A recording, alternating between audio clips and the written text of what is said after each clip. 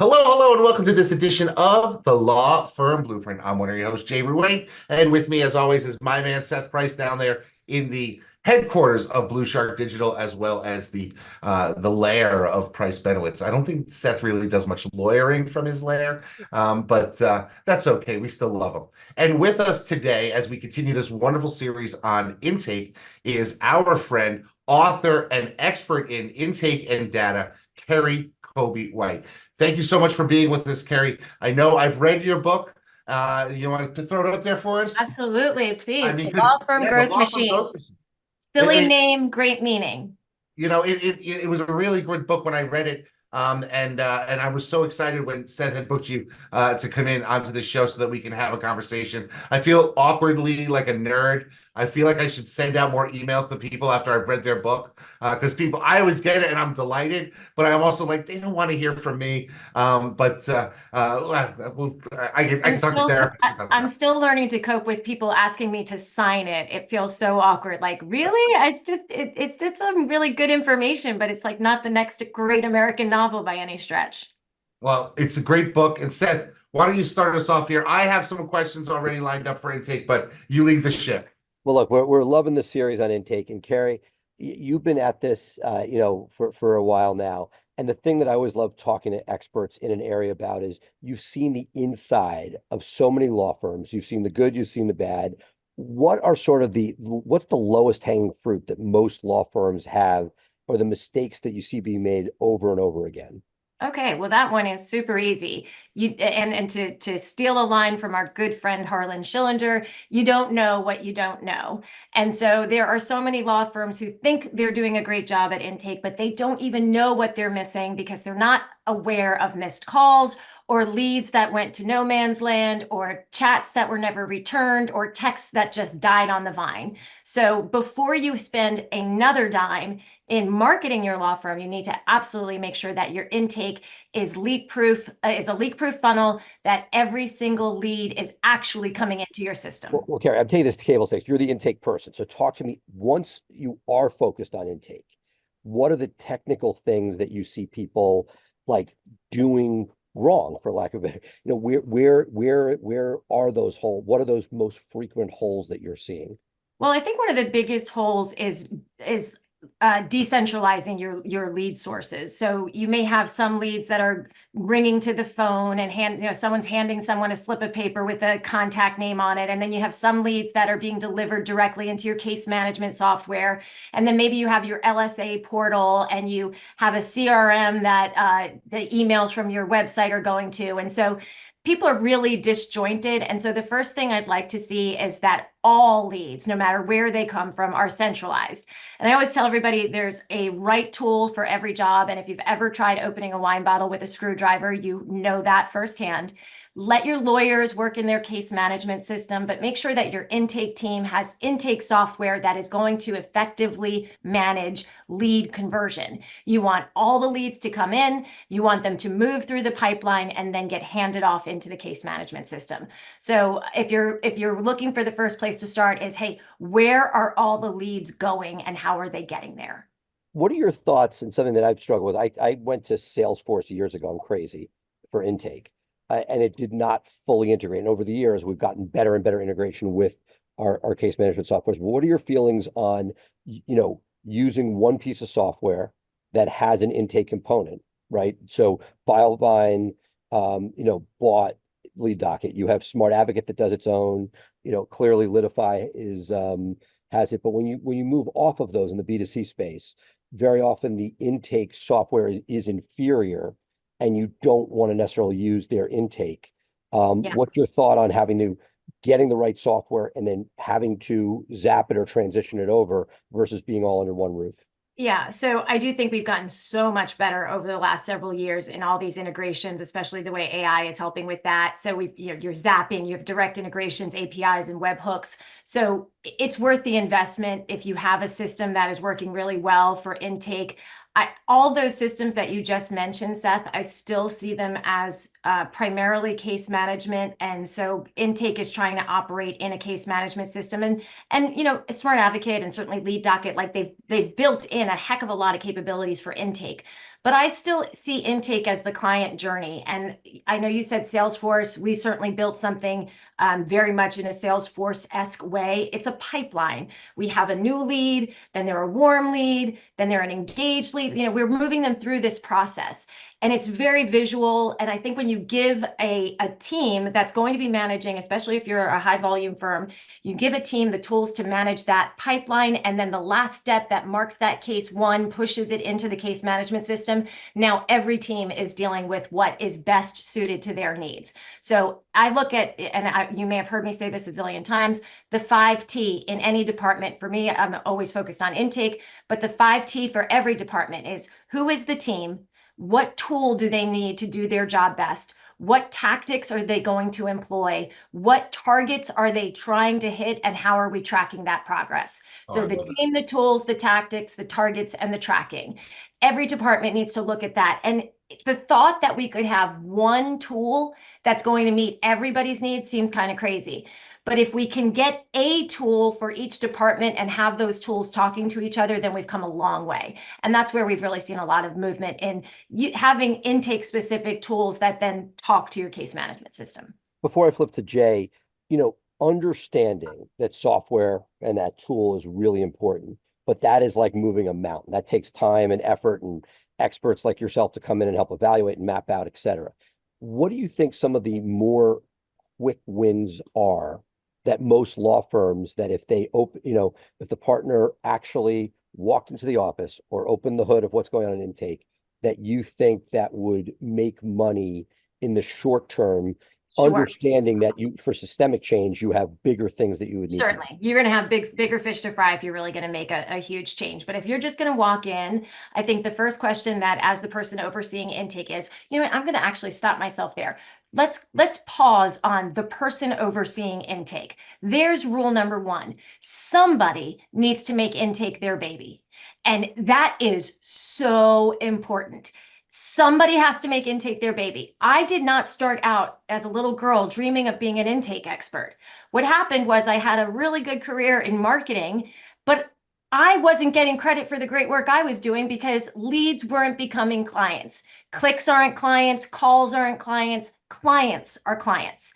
And so I had to make intake my baby if all the effort of great marketing was going to result in clients. So rule number one in your law firm, somebody better make intake their baby. And they are meeting with intake weekly, if not daily, to look at what we got, where it is, where it's going, what's working, what's not working, why this one was lost, what should be changed as a reflection of what we've seen from lost cases. So make intake your baby. Now, if someone who has made intake their baby walks into the intake department, here's one thing they can do today to say, let me take a step back and see if I can affect change. There are several very important skills for someone in intake. They need to be high EQ because you're dealing with people who are in various levels of shock, trauma, stress, and strain. And so we need people who know how to communicate with these folks. We really don't want them on a script. They need to have a call path. And then we as the law firm have all this really important information that we need to get. To think that we're going to find somebody who knows how to master a call path without relying on a script, be high EQ, and still be able to express authority and leadership in terms of sales and conversion, and still get all the nitty-gritty data that the law firm needs to start building a case, is asking an awful lot of one person to execute over the phone. So what I have been looking for when I walk into intake departments is, who are you and what do you do best? Are you my front end person that's great at connecting with callers and building rapport and earning their trust and moving them toward that conversion? And then you over here, are you really good at sitting down with someone to get all the data and make sure you're not going to misspell anything and you're going to collect everything I need and have it ready for to open that case? So what I like to promote is what I call the two-part conversion. I've got my sales team, which is doing the 4S: screen, sell, sign, and schedule. Screen the caller for your criteria, sell the firm as to why we're the ones to solve this problem for them, get the most basic one-page letter of agreement signed so that I can open your file and get it in front of an attorney in the morning, and then schedule the comprehensive intake interview. Nobody who's calling a law firm is ready for intake. They are calling for information. Give them the information they need, get this handy little one-pager signed, and then get them scheduled for that comprehensive I'm onboarding. gonna, before Jay goes, I'm gonna, a question on that.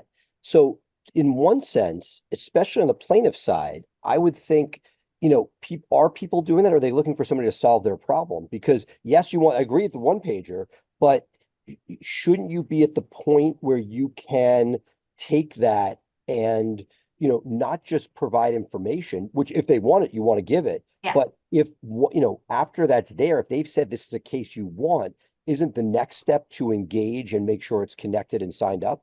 Yeah, so I look at that sign up as that one page. That one pager is the most basic sign up, which gets us to the next point. Very few people call a law firm expecting to be on the phone for 35, 40 minutes, giving all of this information. They don't have their adjusters, the claims number on them. They don't have all the health insurance digits. They're not ready for all that. So what I like is to give them what I call the mob boss moment, the moment of burden transfer. I've taken this problem. I've told you you're in good hands. I'm not giving you any homework right now. Right now, you're in great hands. You called the right place. We can take care of this for you. Let's get this on file. We open it up, and I'm going to schedule you for an appointment with Danny at 2:30 tomorrow. Here's what I need you to bring to that call. And now we've set expectations. And here's the other thing. People who are in that various stage from shock to strain, the stressed caller is the number one caller to a law firm. The mental state of that caller is not so hot.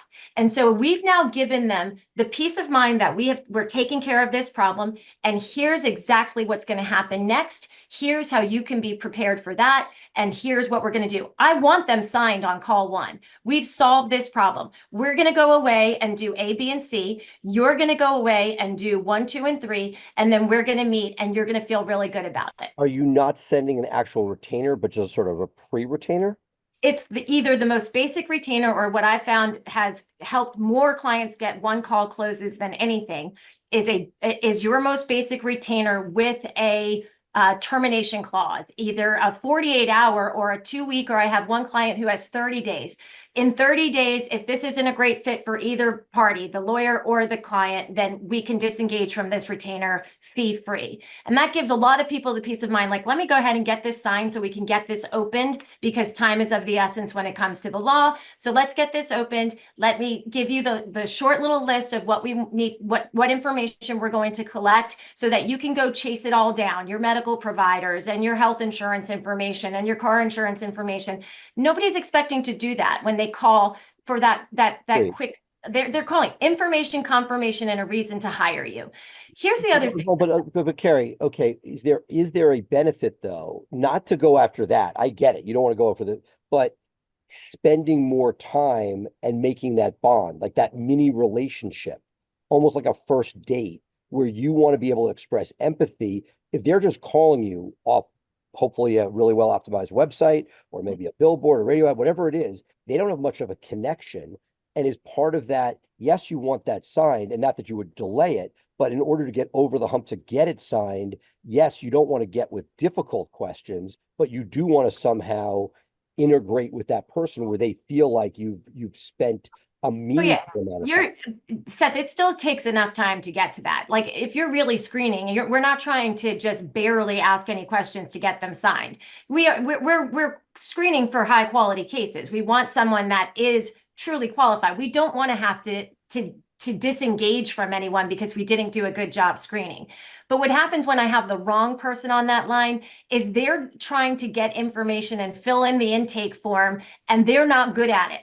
Okay, so then we have tons of issues and missing information and poor information, inaccurate information, and then you're really pissing off the paralegals, and it's coming back on intake when it's like, wait a second, Who's good at which piece of this job? Or maybe it's even, it's a two-part conversion and you could say, I can get this started for you right now. I'm going to put you in good hands over here with Jay. Do you have the information you need now? Here's the other thing, and I read a lot of law firm reviews. There are so many law firms that have nasty reviews because there's been too much of a gap from the sign up to the next point of contact. Huge gap. You Especially just plan chased software. me and chased me and chased me to get me to sign your retainer, and now I haven't heard from anyone in 3 weeks. It really pisses people off. So if you can tell, and this is again super important for the stressed out and strained caller, set the expectations. Here's exactly what we're going to do today. I'm going to see if I can solve your problem, and I certainly hope so.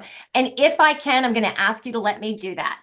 We will get a letter of engagement on record today so that I can get this file in front of an attorney tomorrow. Meanwhile, I'm going to schedule you with Danny, who's going to do the thorough intake. So I'm going to give you the few items that I need you to bring to that consultation. Well, you may have 48 hours now where that person just feels relieved. I've got someone I don't have homework. I didn't call with a pen and pencil in hand. I am now signed up, but I know my next step. And that gives people a lot of peace of mind and leaves them floating on air for 48 hours. And it's also at that time that I go ahead and send so how was your experience on the phone with our team today? And they're going to give a raving 5-star review because they know exactly what happens next. They know what was already accomplished, and setting expectations and being reliable is really important to somebody who's undergoing stress. Yeah, it's interesting that you bring that up. I'm hearing things that you're saying, and I'm like, wow, we stumbled a lot where we would have our intake team chasing people. I'm in the fee for service criminal defense practice, and people were chasing our clients, and then they would give us a credit card, and the communication would stop. That's And it. and clients would be like, dude, you were on me every day, 3 Mhm. times a day for 10 days. Mhm. And now that I gave you money, I haven't heard from you in a week. What's up with that?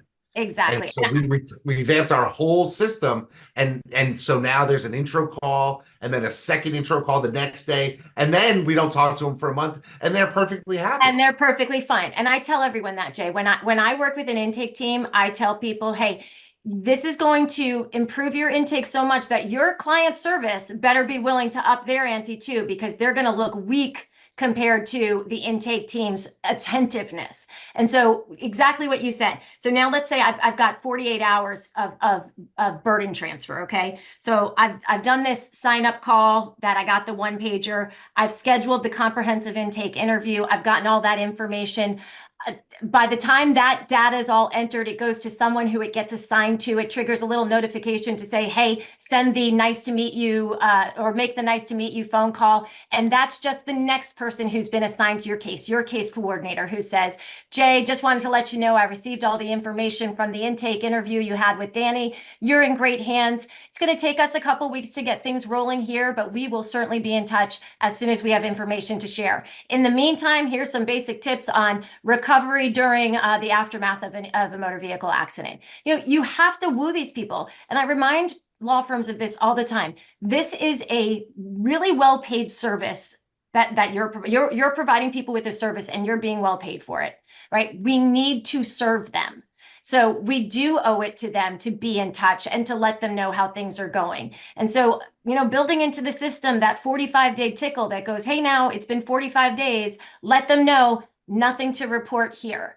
And then look at the cadence of feedback from your clients. If you're getting good data, and everybody should be, you're getting information about when people get antsy. And in personal injury in particular, around the 4-month mark, super antsy. Super antsy. So that's when you should, at the just shy of 4-week mark, 11 weeks in, there should be a call going out. Somebody should be making contact. It's time for law firms to think about the client service side of the engagement.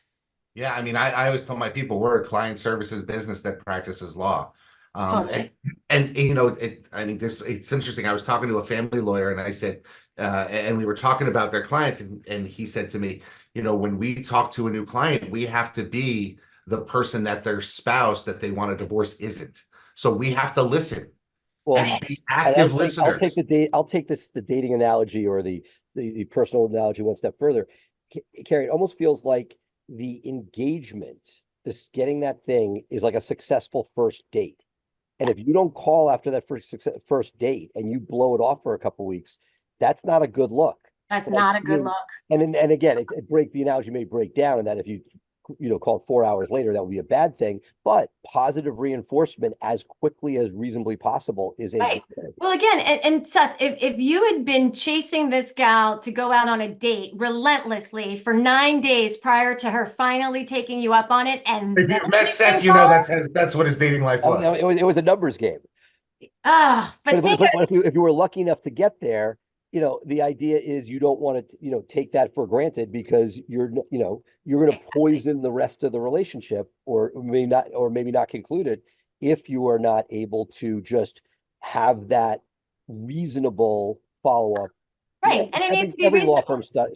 firm struggles with it. We added and we're actually upgrading an intake attorney to try to be part of that because it is such a painful process. Historically, it's been intake on the PI side going to a pre-lit paralegal and with a lawyer calling subsequently. But the amount, if we go back, we just tracked every one of our negative reviews, 4.9 average across all of them, but there's always Yeah. some issue. Haven't heard a word. Yep, Right. there- Never heard a word, but took too long. too long, yeah. But I usually see it before the law, like that's what usually flags the law firm to go, somebody needs to call.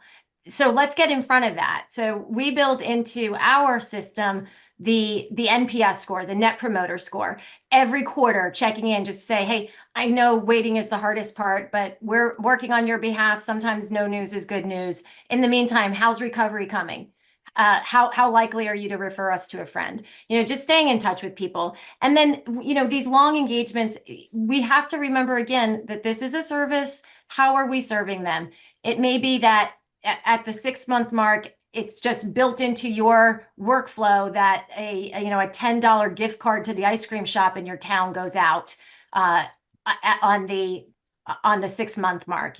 We just have to take care of people a little bit. And those small gestures make a big impact, and that's going to help with your referral business. Yeah, one of the things that really helped my intake and my client satisfaction is, we automated, birthday cards that go out to all of our clients.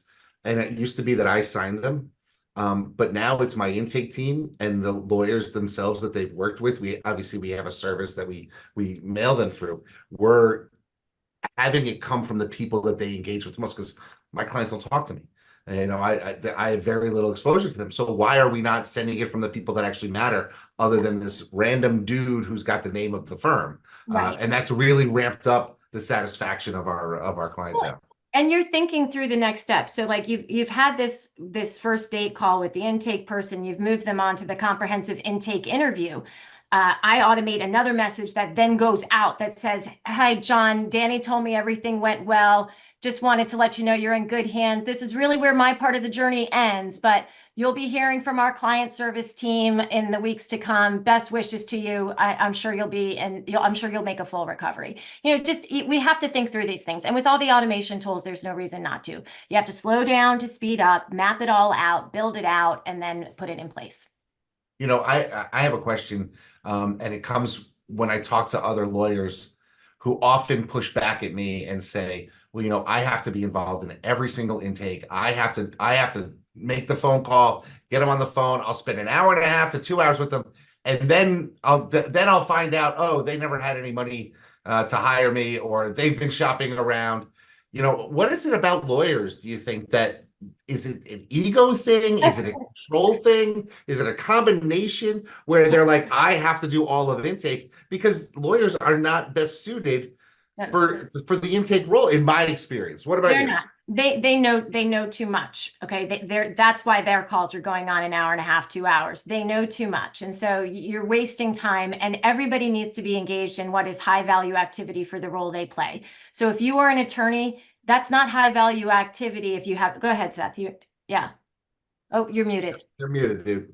I would say I agree and I get it, but remember, we're talking about the more advanced firms. When you it's the one question, which is sort of part of would be my next question, is the investment in intake.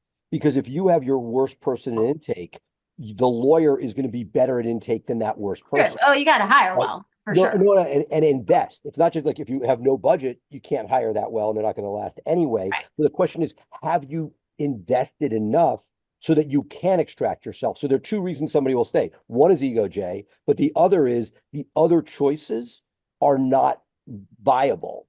And that unless you've given real thought and invested and put good people and had somebody in charge, put people that can answer the phone, you won't get out of the way because you're right, you are better than the person you have there. I But go see over what that in one of my other little books on hiring. It's an investment. I mean, this is not a warm body job. You need the right person in the role. And so ask for that little guide on hiring for intake. Yeah, because what I see is a lot of people on intake are just saying, well, I'm just gonna, my next step, I'm gonna hire a VA, give them no training, and they're now my intake person.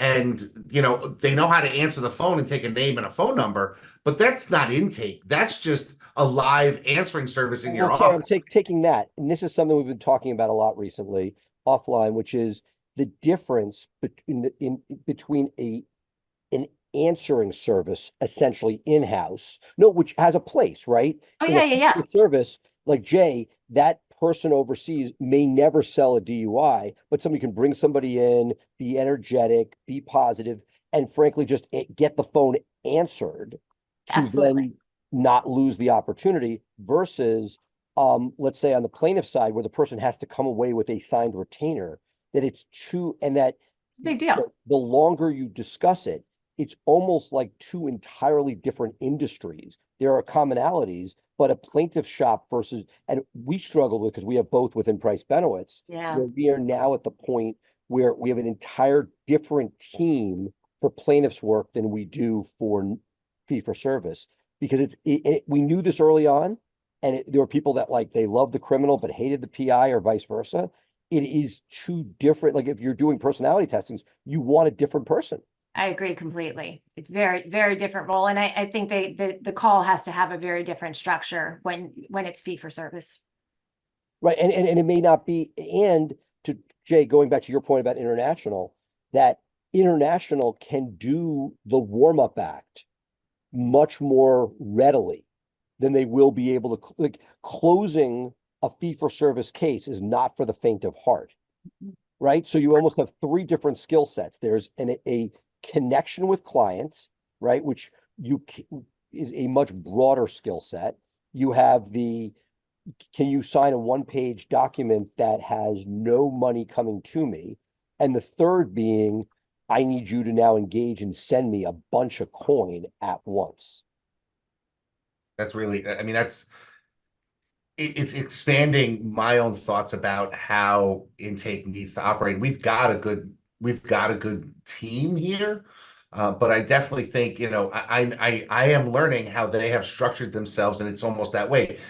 I've got 5 people on intake, only 2 of them are closers, and the other And what people did you just say, Jay? We're going to do a little bit of business therapy here.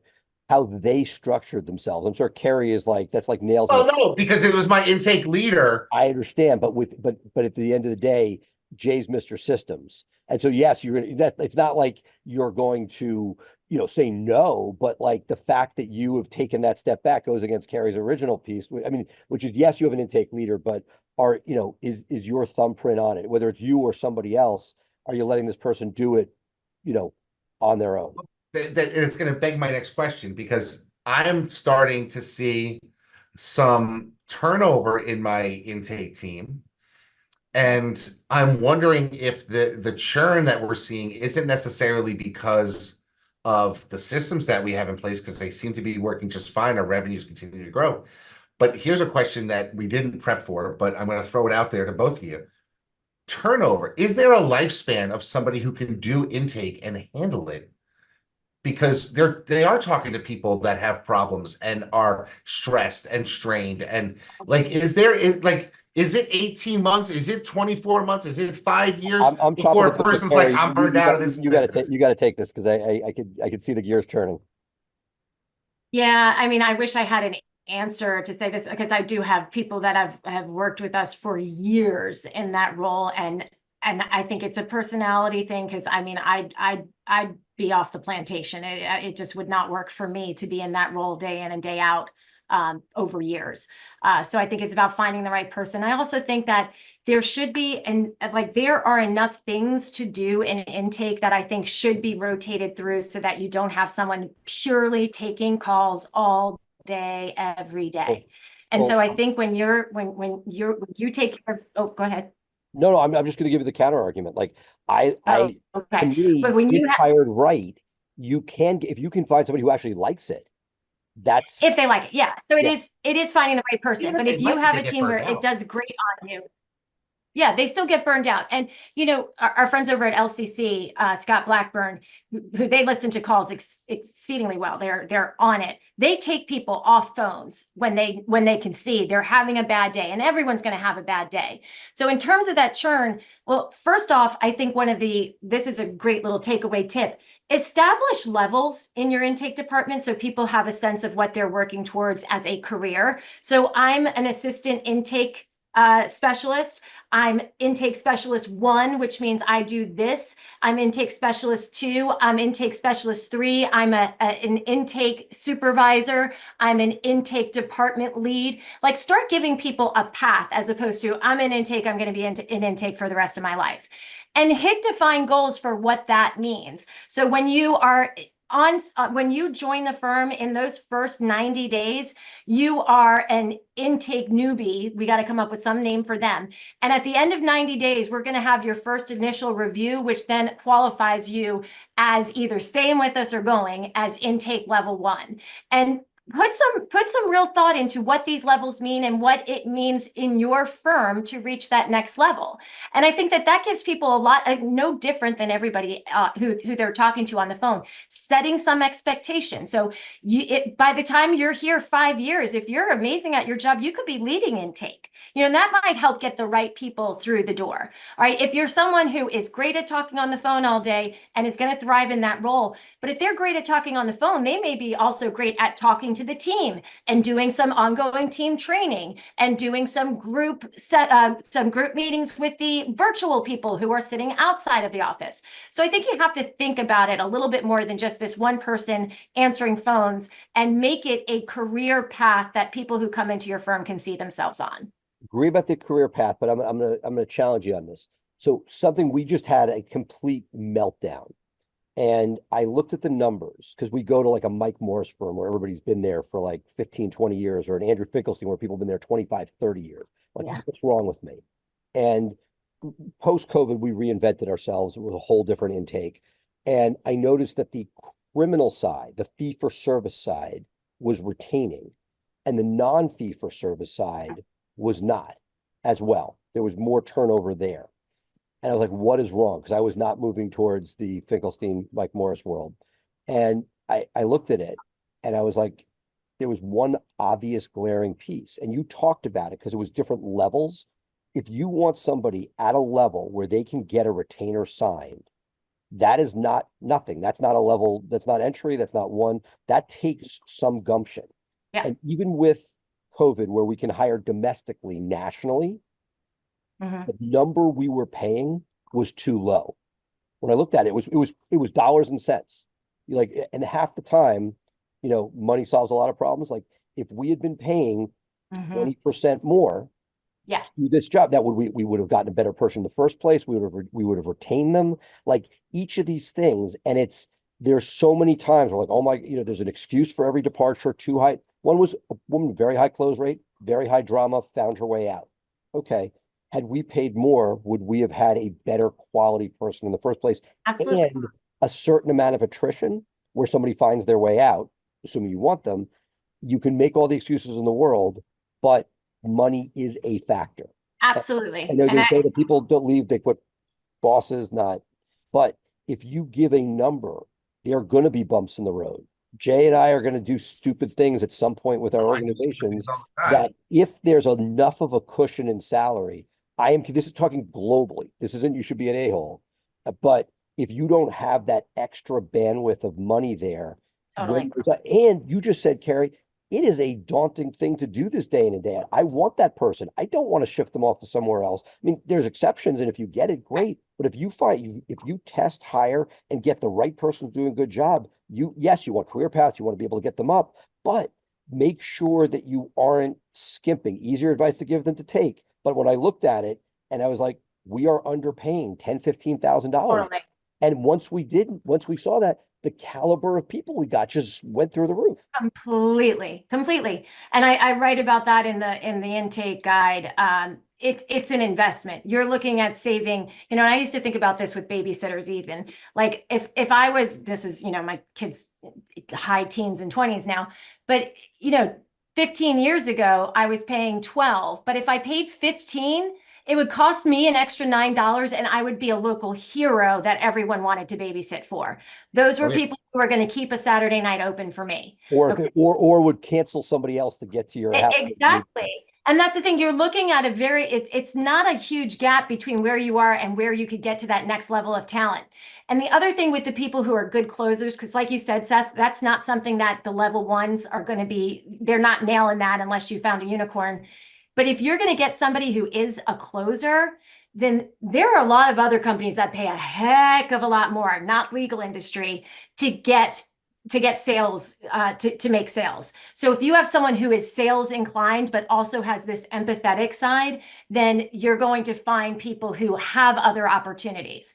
Here's a great little website to visit. It's called Can They Sell, CTS, and you can get a Can They Sell score, which maps on two axes. You get us the link because we're going to put it up. Yeah, I certainly will.